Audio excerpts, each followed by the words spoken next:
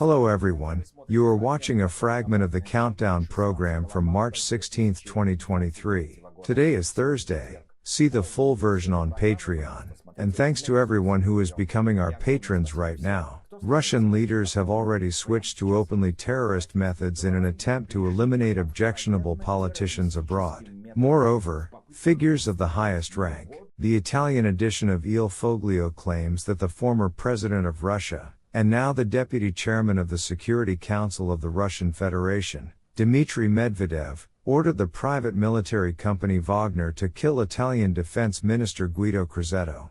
Moreover, the amount of the transaction is neither more nor less, $15 million.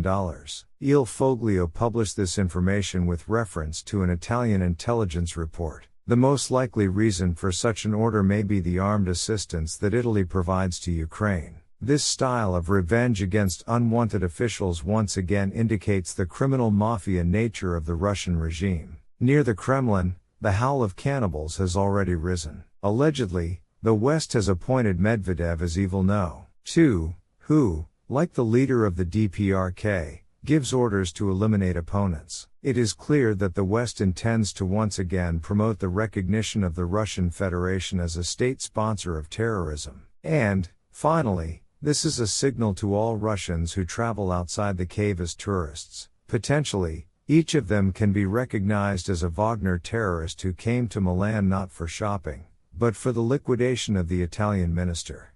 But even on shaggy bumps they admit, the reputation of the Kremlin is no longer rolling, but is flying with a whistle somewhere to the underworld. Since the Kremlin's reputation is still a con, it is possible to translate the boy's behavior into the increased grayness mode.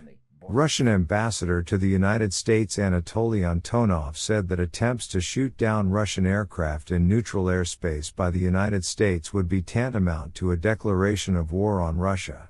Earlier, Senator Lindsey Graham called for attacking Russian aircraft in case of a threat to American devices. Graham's reaction was triggered by an incident with a drone shot down by the Russian Air Force over the Black Sea. Antonov was extremely belligerent. Intentionally attacking a Russian aircraft in neutral airspace is not just a crime under international law, but also an open declaration of war against the largest nuclear power, he said.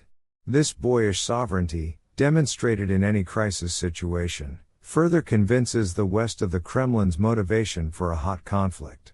Putin and his gang are aware that no one in the West perceives them otherwise than as a gang, and this is forever, which nullifies any hope for a long-term survival.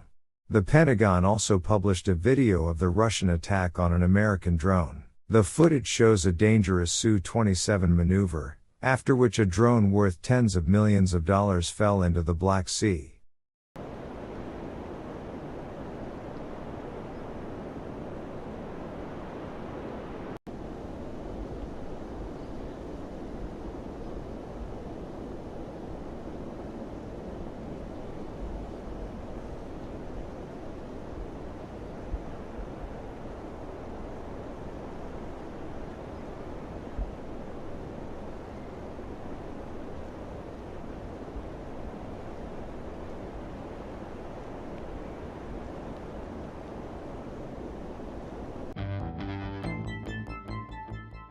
Become our patrons now and look further in this program. According to Politico, the offensive of the armed forces of Ukraine will begin in May, and there are two scenarios for this offensive. The Pentagon confirmed that the Russian military is actively searching for the wreckage of the downed drone with the help of ships and aircraft.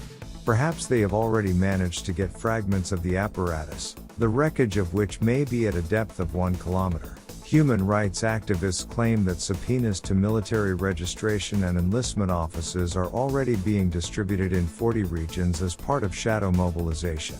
In Novosibirsk, students are sent messages about agendas through their personal account on the university website. A fire broke out in the building of the Border Guard Department of the FSB in the Rostov region. Eyewitnesses report that before the fire started, the sound of an explosion was heard in the building. Inside the cave, a discussion unfolded. What kind of opposition is dearer to the population of the cattle farm? It turned out that respondents equally hate both Venediktov and FBK. Experts versed in the moods of the savages argue that the cave needs new liberal muzzles. Putin met with fascist businessman as part of the collective responsibility of the lads for their actions. In the atmosphere of the impending Nix, the fat bulls present were told that it was time to share. Gauleiter of the Crimea Sergei Aksyonov proposed to deprive the citizenship of those who do not rise to the Russian anthem. All the paralytics of the cave tensed. And that's all for today. See the full version of the program on the Patreon resource. And thanks to everyone who is becoming our patrons right now. You can also download this video and re-upload it wherever you see fit. This will be a kind of response to the system to the aggravation of pressure on our channel. I hugged everyone. Meet tomorrow on Friday Live. Glory to Ukraine.